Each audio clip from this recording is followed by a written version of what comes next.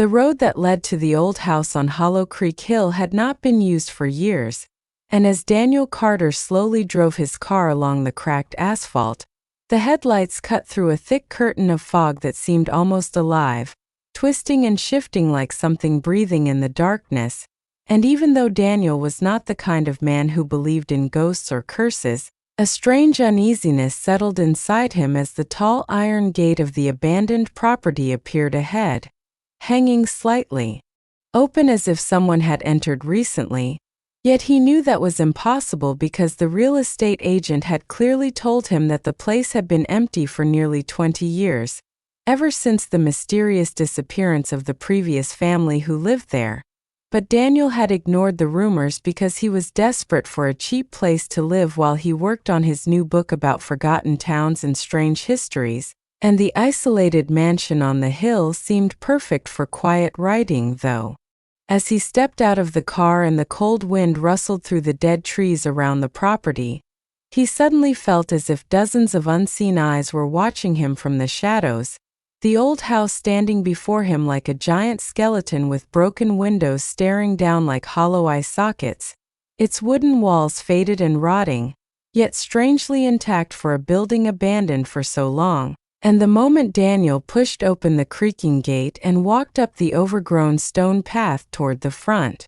door, the silence around him became so deep that even his own footsteps sounded unnaturally loud, echoing through the foggy night as if the hill itself were listening. And when he finally reached the large wooden door, he noticed something strange carved into the wood just beneath the rusted handle, a symbol he had never seen before. A circle with jagged lines running through it like lightning cracks, and for a moment he wondered if it was some old family mark or maybe a prank left by teenagers who dared each other to come near the haunted property. But before he could think further, a sudden gust of wind slammed the door slightly open with a loud bang that echoed across the hill, making Daniel jump in surprise as the darkness inside the house seemed deeper than the night outside,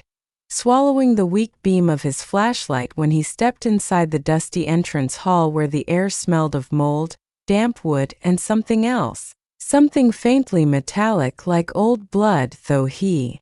quickly dismissed the thought as imagination, placing his bags down near the staircase while his flashlight beam moved across the cracked wallpaper and broken furniture scattered around the room as if the family who lived here had left in a terrible hurry. Chairs knocked over, a picture frame lying face down on the floor, and when Daniel picked it up, brushing away the thick layer of dust,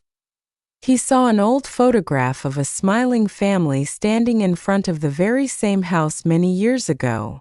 Father, a mother, and a young girl who looked about 10 years old. But what disturbed him was that someone had scratched out the girl's face with something sharp, leaving deep marks across the photo as if someone had desperately tried to erase her existence. And just as Daniel frowned at the strange detail, a loud thud suddenly echoed from somewhere upstairs, freezing him in place as the sound reverberated through the empty house, followed by a slow creaking noise like footsteps moving across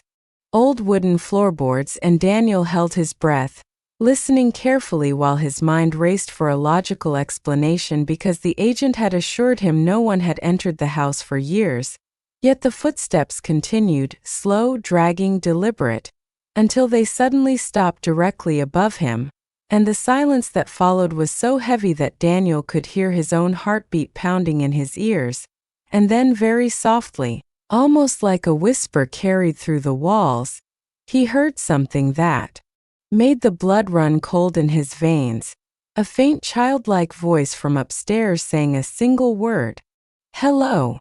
And Daniel felt every instinct inside him scream to run out of the house immediately. Yet curiosity and disbelief held him in place because the voice sounded too real to be wind or imagination. And after several tense seconds he slowly raised his flashlight toward the staircase, the beam trembling slightly in his hand as he took the first step upward, the wood groaning loudly beneath his weight while the darkness above seemed to thicken like a living shadow waiting for him to reach the top. And as Daniel climbed higher he noticed strange scratch marks running along the wooden railing, Long deep lines like something with claws had dragged itself up and down the stairs countless times, and the air grew colder with every step until his breath began to fog faintly in front of him. And when he finally reached the second-floor landing, he swept the flashlight across the hallway where several closed doors lined the walls, each one slightly different yet equally decayed. But the most disturbing thing was that the floor near the far end of the corridor looked recently disturbed. The thick dust scattered as if small barefoot footprints had walked there not long ago, leading toward the last door at the end of the hall, and as Daniel slowly approached it, the floorboards creaking beneath him like warning whispers, he began to hear another sound from behind the door, a faint rhythmic tapping tap-tap-tap, like someone gently knocking from the other side. And despite the growing fear tightening his chest, he reached out and pushed the door open, revealing a small child's bedroom frozen in time with faded pink wallpaper, broken toys scattered on the floor, and a small wooden rocking chair near the window that was slowly moving back and forth on its own even though the window was closed and the air was completely still. And Daniel's heart pounded violently as he stepped inside, shining his flashlight around the room until the beam landed on the far wall where dozens of drawings had been taped up, childish crayon pictures of houses, trees, and people, but every single drawing showed the same disturbing detail. A dark figure standing near the house with long arms and no face, and beneath one drawing written in uneven childish handwriting were the words, "He lives in the walls." And before Daniel could process what he was seeing, the rocking chair behind him suddenly stopped moving with a sharp creak, and in the dead silence that followed he slowly turned around only to realize with absolute terror that he was no longer alone in the room because standing in the dark corner beside the closet was the faint shadowy outline of a small girl staring directly at him.